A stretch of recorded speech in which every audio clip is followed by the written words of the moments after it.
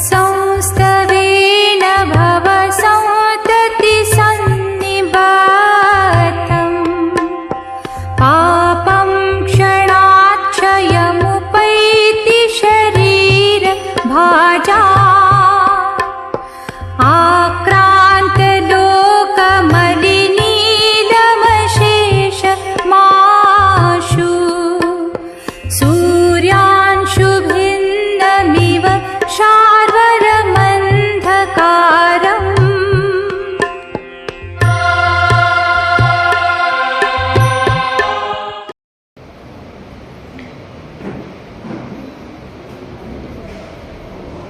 आदिमं पृथ्वीनाथ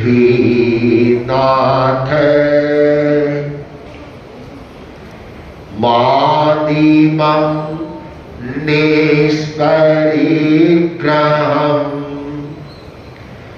आदिमं तीर्थनाथश्च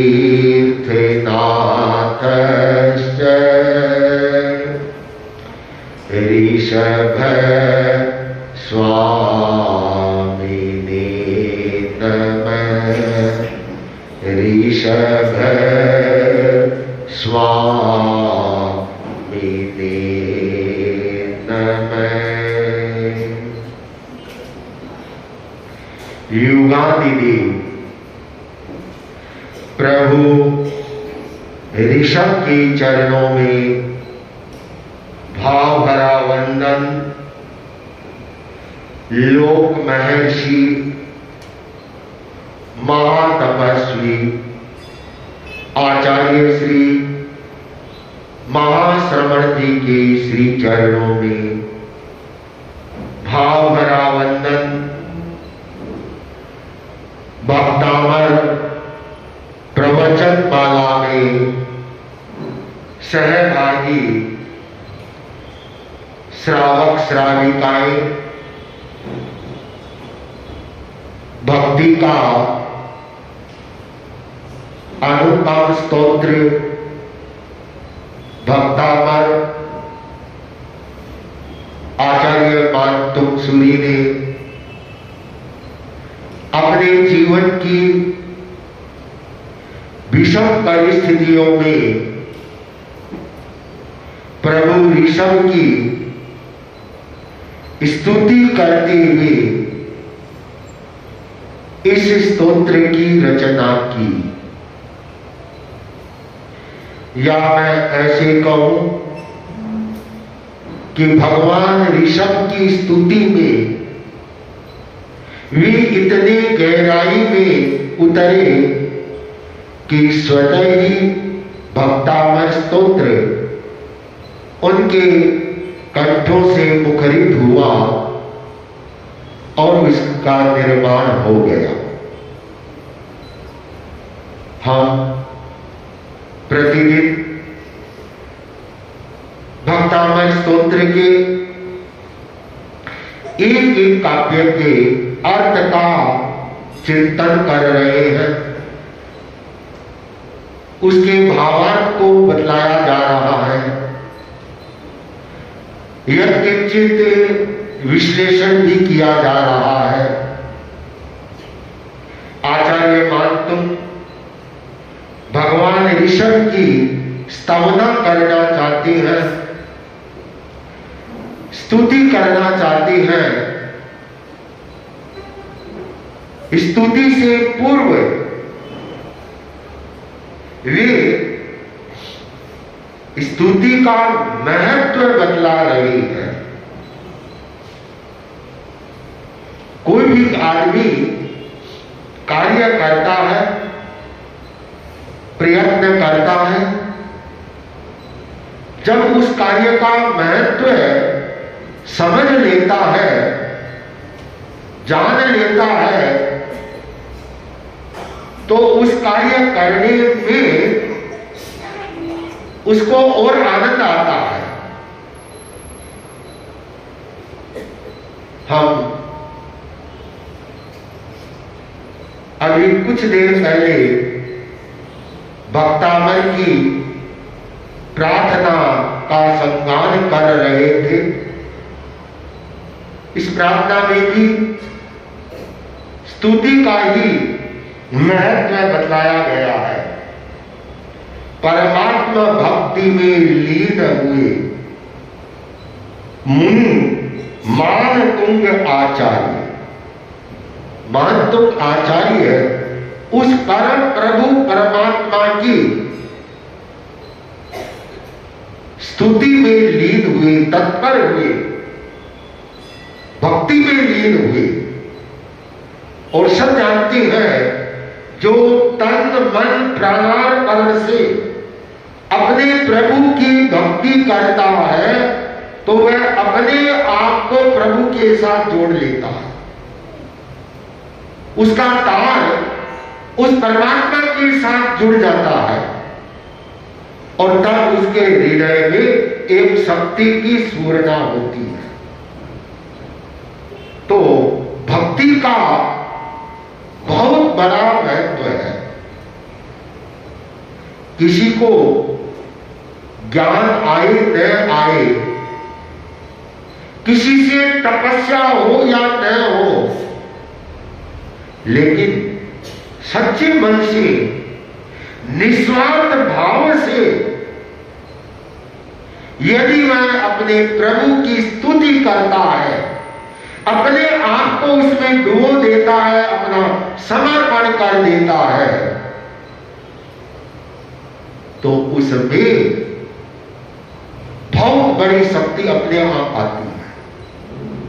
और यही कार्य मानतुंगाचार्य कर रहे हैं।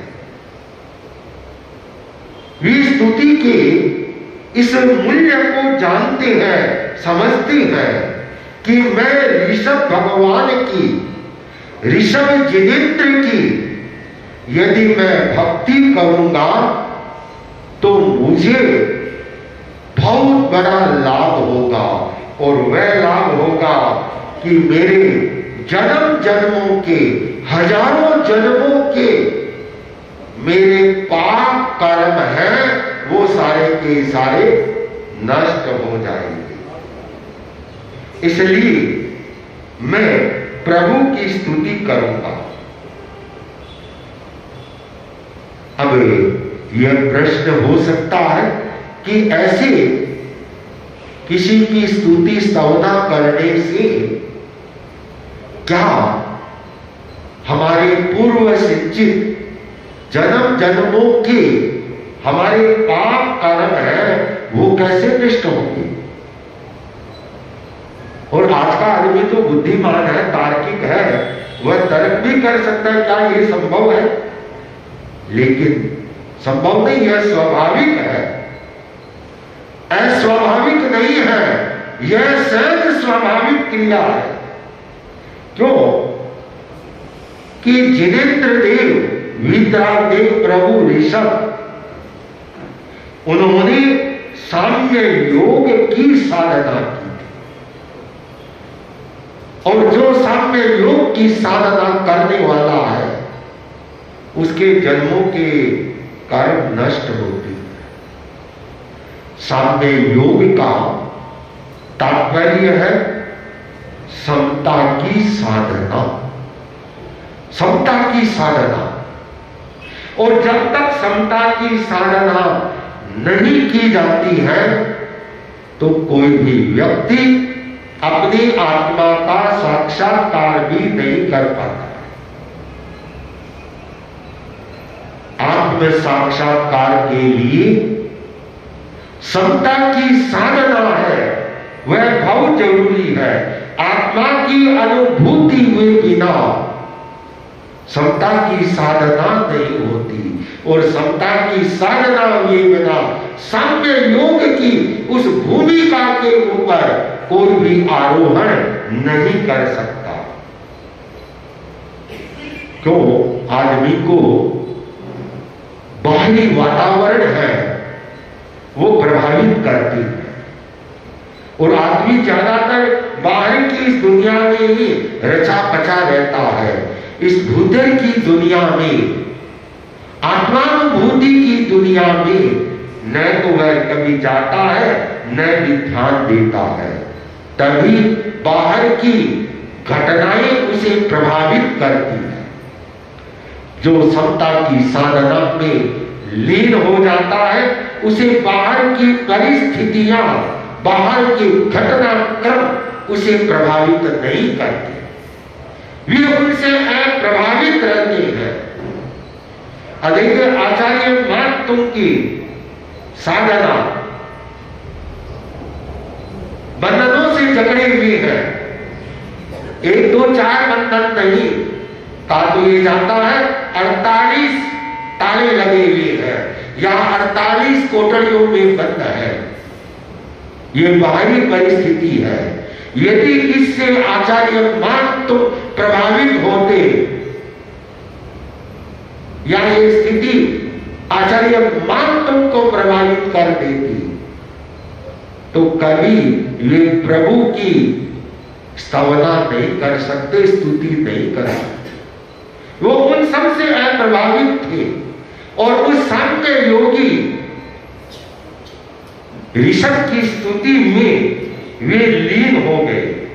इस प्रतिकूलता के चक्र से निकल करके अपने आप को अपने इष्ट के चरणों में समर्पित कर दिया, जहां कोई विषमता का भाव नहीं था। सब जगह साम्य योग, अपने बराबर समता की साधना, यही तो साम्य योग की है वह स्थिति होती है। इसे काव्य की रचना करते हुए आचार्य मातुम अपने सरस्वती आभरण से, कंठ से उच्चारित करते हैं, त्वं संतवेने भाव संतति सन्निबद्धं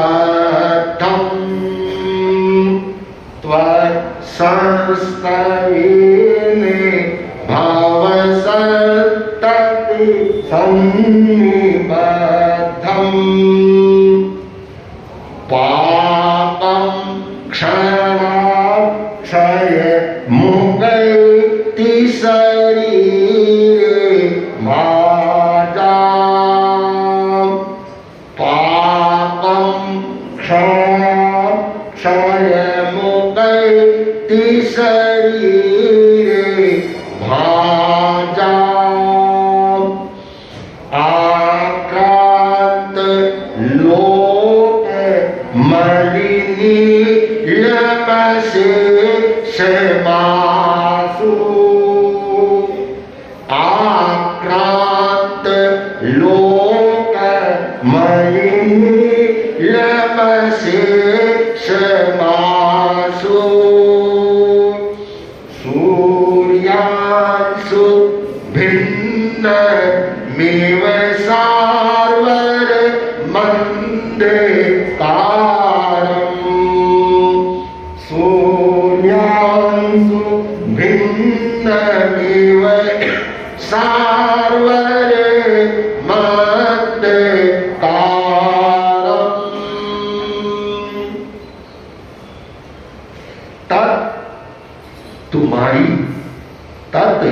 तुम्हारी प्रभु तुम्हारी संस्तवी स्तुति करने से, किसकी?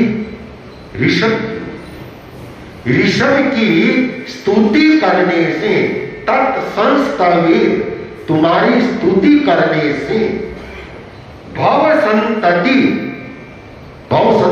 का अर्थ है कि जन्म परंपरा भव संतति सन्निबद्धम बंधे हुए संसार के हम जितने भी हम प्राणी हैं, हम भव संतति से बंधे हुए हैं। हमारा जन्म होता है, मृत्यु होती है, फिर जन्म होता है, फिर मृत्यु होती है।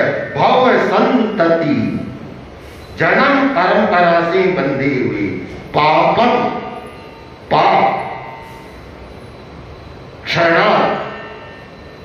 क्षण भर में, पापम क्षण भर में क्षयम विनाश को उपैति प्राप्त होती है।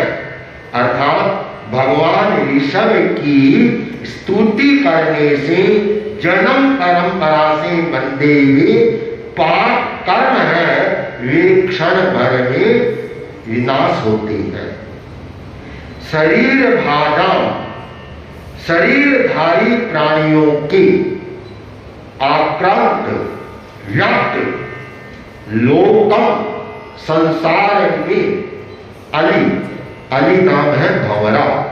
भंवरा होता है, कैसा होता है भंवरा?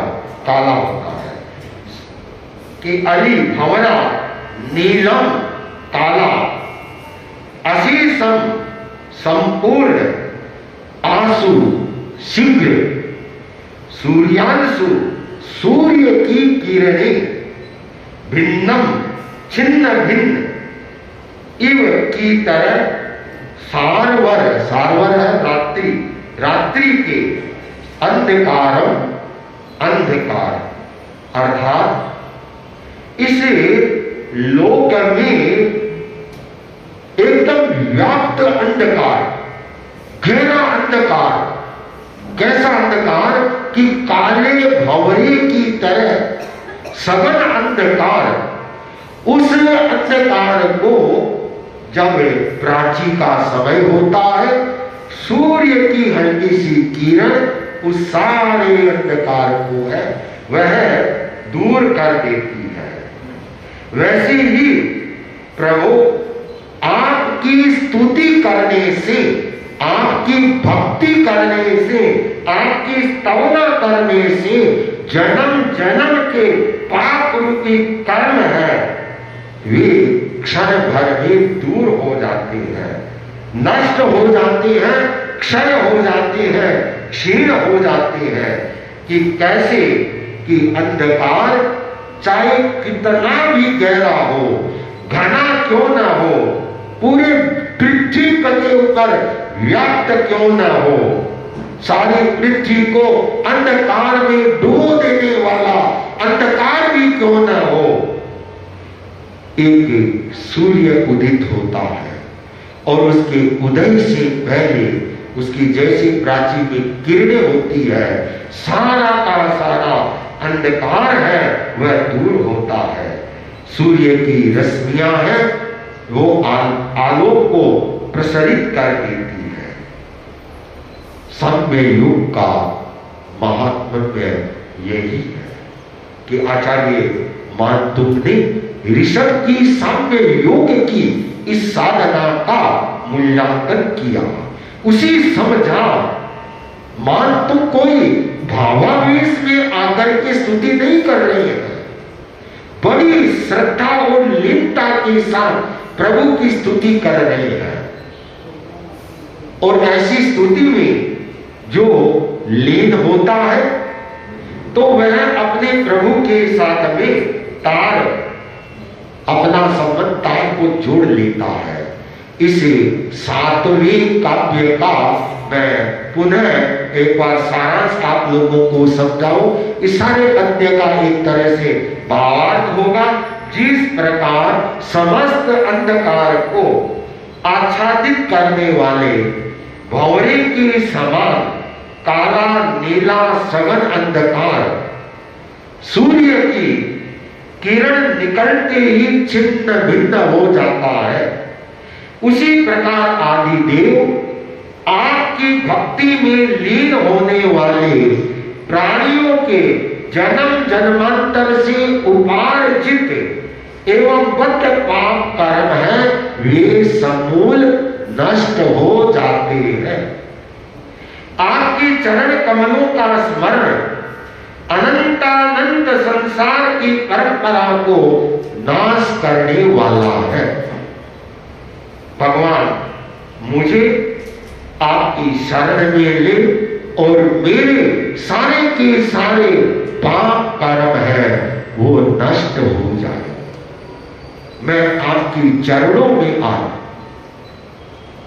ये भक्तामय स्तोत्र की इस साठी काव्य का यह तात्पर्य भावार्थ है और बड़ा गहरा इसके ऊपर आप चिंतन करें तो आपको बहुत सारी रहस्य है इसमें मिलेगी। और उन्होंने, मैंने पहले भी कहा है, आज भी कह रहा हूं, ये बात आगे भी कहूंगा कि आचार्य मान तुमने एकदम निष्काम भाव से स्तुति की है, कोई फल की आकांक्षा नहीं की। बाद में जो भक्तामर का स्वरूप बना है वो प्राचीन आचार्यों ने उसको कल्प में यंत्र मंत्र रिद्धि ये सारे जोड़ी है। तो इस सातवें काव्य का जो रिद्धि मंत्र बनेगा आचार्यों ने बनाया है वो है ओम ह्रीं अर्हं नमो बीज बुद्धिनम स्वाहा। ओम ह्रीं अर्हं नमो बीज बुद्धिनम स्वाहा। इसका मंत्र है वह है ओम ह्रीं हम सम साम श्रीं क्रों क्लीं सर्व दुरित संकट क्षुद्रोपद्रव कष्ट निवारणम कुरु कुरु स्वाहा। ओम ह्रीं श्रीं क्लीं नमः, ये इसका मंत्र है। इसको हरे रंग के साथ यंत्र की स्थापना करके और इसको विशेष रूप से आराधना करने से शरीर गर्द विष हो या विषधर प्राणियों का विष हो, सर्प आदि के हो, अन्य अन्य कार्यों में भी इस काव्य का है वे आजकल इसका प्रयोग करते हैं और कुछ अन्य कार्यों में भी इसे काव्य लिया जाता है। तो यह भक्तामर स्तोत्र के प्रवचन माला क्रम में आज का थोड़ा सा साथ में काव्य के बारे में आप लोगों को बताया। ओम अर्पण।